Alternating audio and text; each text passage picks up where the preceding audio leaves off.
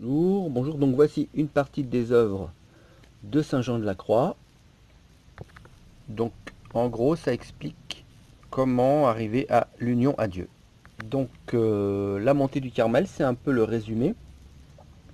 Et après il va rentrer dans le détail avec les trois autres livres.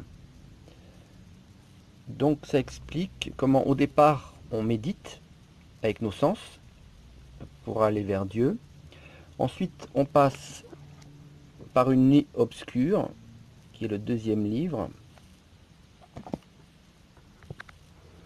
Donc la nuit obscure, plus les choses divines sont en soi claires et manifestes, plus elles sont naturellement obscures et cachées à l'âme. Il en est ici comme de la lumière naturelle, plus elle est claire, plus elle éblouit et obscurcit la pupille du hibou. Plus on veut fixer le soleil en face, et plus on éblouit la puissance visuelle et on la prive de lumière. Cette lumière dépasse la faiblesse de l'œil. De même, quand cette divine lumière de la contemplation investit l'âme, qui n'est pas encore complètement éclairée, elle produit en elle des ténèbres spirituelles. Parce que non seulement elle la dépasse, mais parce qu'elle la prive de son intelligence naturelle et en obscurcit l'acte. Voilà pourquoi saint Denis et d'autres théologiens mystiques appellent cette contemplation infuse un rayon de ténèbres. Saint Jean de la Croix. Donc, l'œuvre de Saint Jean de la Croix, c'est très important. Quand j'ai découvert ça, ça m'a changé la vie spirituelle. Parce que dans un premier temps, on pense qu'on prie le chapelet, on prie prière, tout ce que vous voulez, et puis on pense que c'est comme ça qu'on va à Dieu. En fait, ça, c'est le moment où on appelle Dieu. Et la nuit obscure, c'est le moment où Dieu vous répond.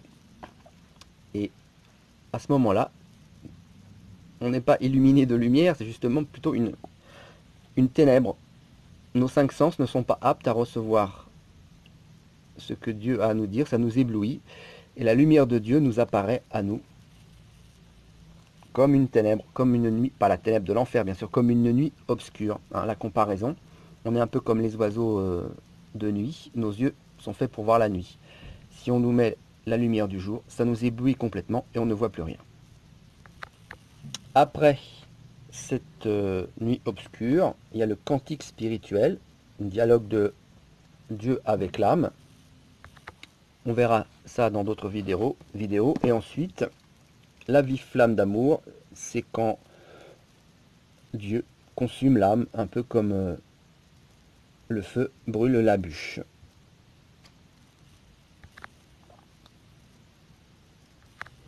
Donc au début de la vie spirituelle, on prie par l'imaginaire. Et l'image que j'ai trouvée, c'est un peu quand vous téléphonez à quelqu'un. Vous faites le numéro, vous appelez. Ça, c'est la prière méditative.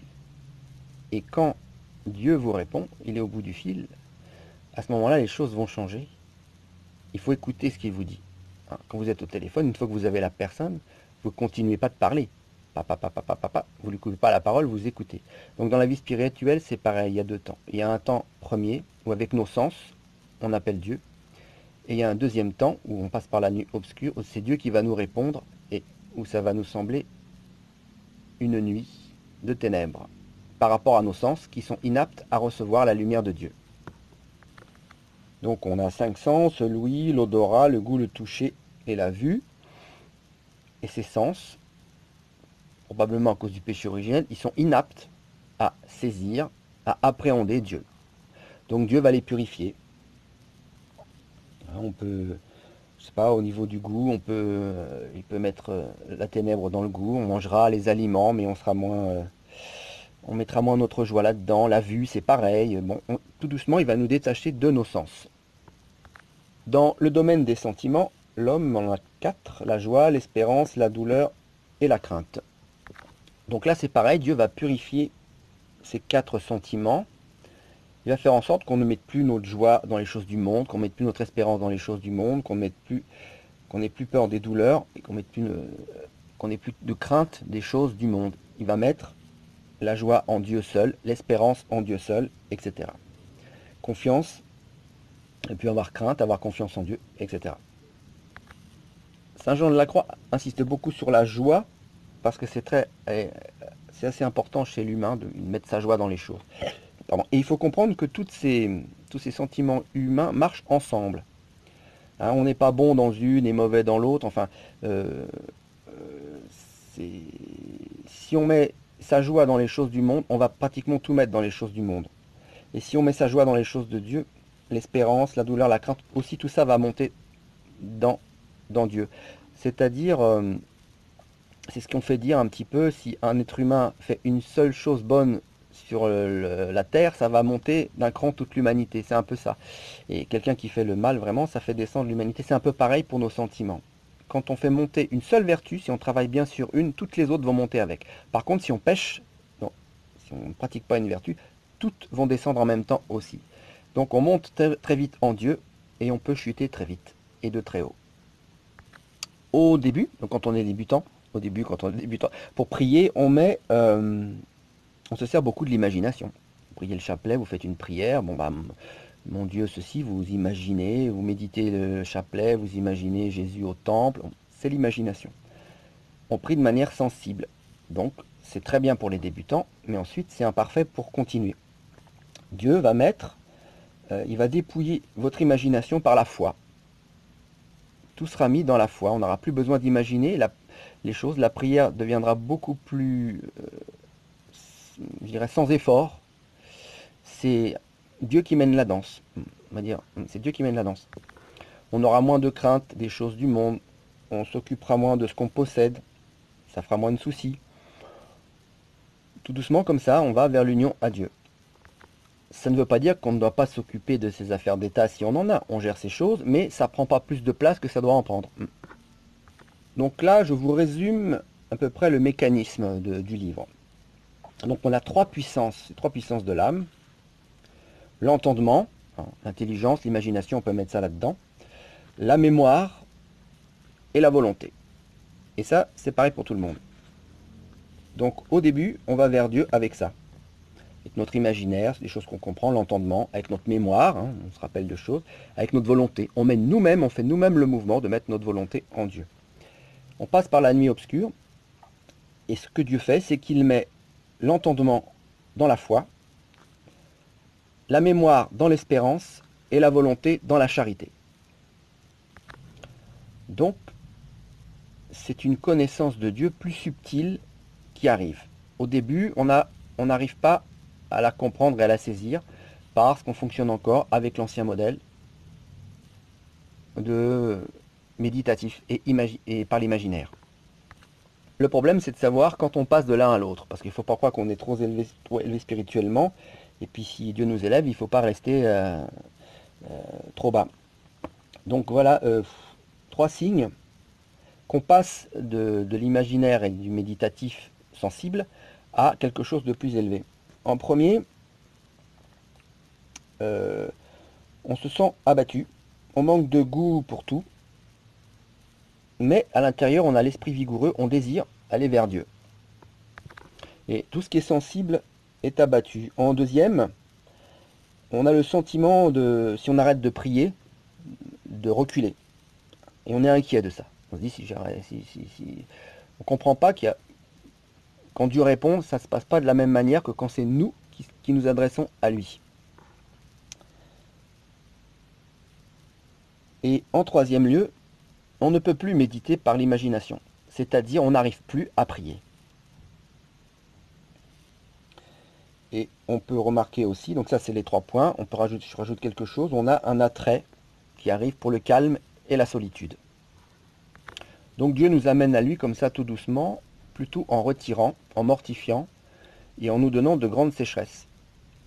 Ça peut sembler dur, mais en fait non. On passe d'un état à un autre. Donc prier, c'est pour avoir une certaine connaissance de Dieu. La première étape, on le fait par méditation et par raisonnement. Après la nuit obscure, la deuxième étape, on obtient des connaissances de Dieu par l'amour de Dieu. Ça marche dans l'autre sens. C'est lui qui donne. C'est important aussi de ne pas faire soi-même ces mouvements-là. Ça doit venir sans effort, ça vient de Dieu. Quand nous prions, on fait un effort. C'est aussi un signe pour reconnaître cet état-là. Donc quand cette connaissance vient de Dieu, c'est une présence de Dieu sans effort, connaissance indistincte, amoureuse, paisible, tranquille, on boit la sagesse, on goûte l'amour, la saveur de Dieu.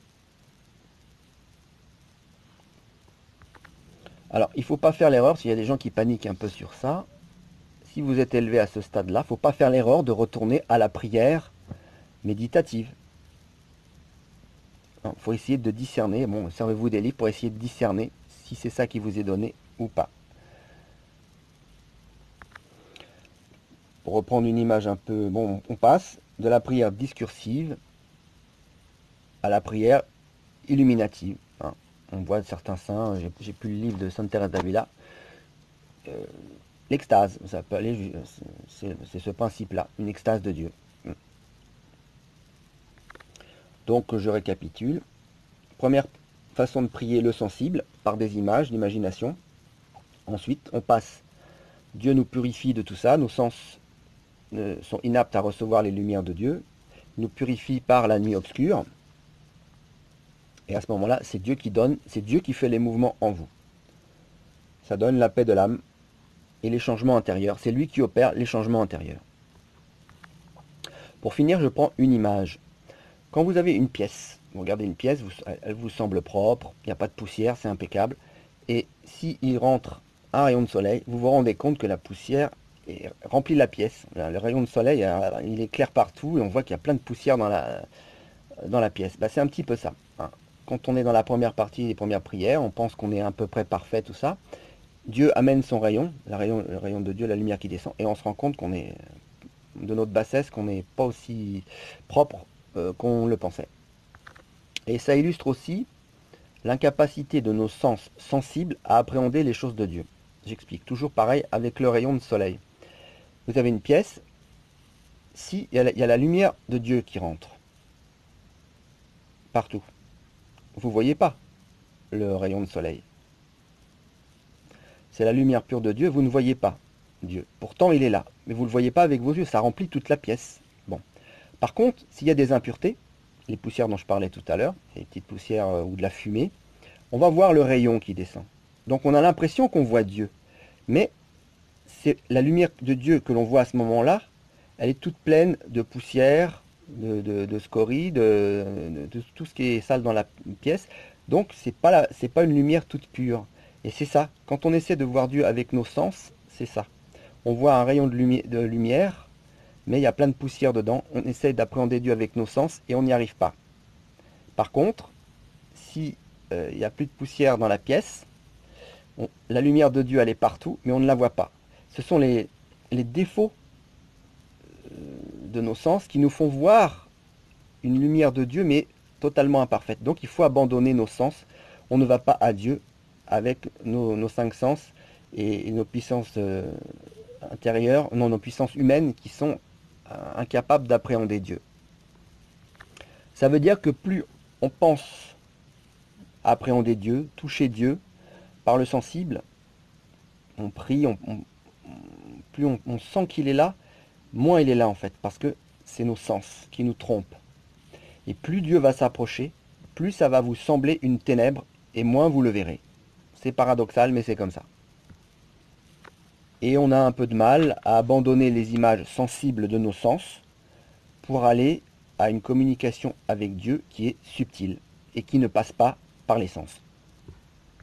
Donc quand on croit voir Dieu, quand on croit le saisir, en fait c'est une vision très très très très basse de Dieu, c'est sensible. Et les visions, ce que Dieu donne de plus haut, en fait on ne le voit pas avec nos sens. Donc comme je l'ai dit tout à l'heure, Dieu nous purifie de notre volonté aussi, et ça va très très loin dans la purification. Il va nous purifier de notre joie, du temporel, du naturel, du sensuel, mais ça ne s'arrête pas là. Il va aussi nous purifier, nous apprendre à ne pas mettre notre joie dans les biens moraux, dans les biens spirituels. Hein. La luxure spirituelle, ça existe. Des gens qui vont prier, acheter des chapelets en or ou je sais pas quoi. Bon, on peut l'acheter un chapelet en or, mais il ne faut pas... la prière, c'est pour s'unir à Dieu.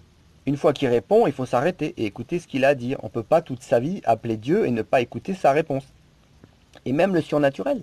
C'est-à-dire, il y a des grands saints. Donc Dieu apprend aussi à se détacher de ça. qui vous donne des dons surnaturels, hein, il faut aussi apprendre à ne pas mettre sa joie là-dedans. Ça vient de lui, mais c'est pas éternel. Un jour vous allez mourir, donc ici-bas, rien n'est l'union à Dieu, aussi haut que soit le don. Voilà, donc, et la dernière étape, et bon, c'est la vive flamme d'amour.